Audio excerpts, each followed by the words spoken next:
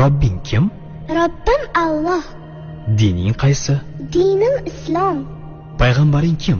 Payg'ambarim Muhammad sallallohu alayhi vasallam. Kitobing qaysi? Kitobim Qur'oni Karim. Tilaging nima? Tilagim iymon. Qiblang qaysi? Qiblam Ka'batulloh. Millating qaysi? Ibrohim Halilulloh millatidanman. Kimning mazhabidansan? Imom Azam Abu Hanifa mazhabi. Do'stlaring kim? Do'stlarim chahor yorlar. Ular kimlar? Abu Bakr Siddiq, Hazrati Umar, Hazrati Usmon, Hazrati Alidir.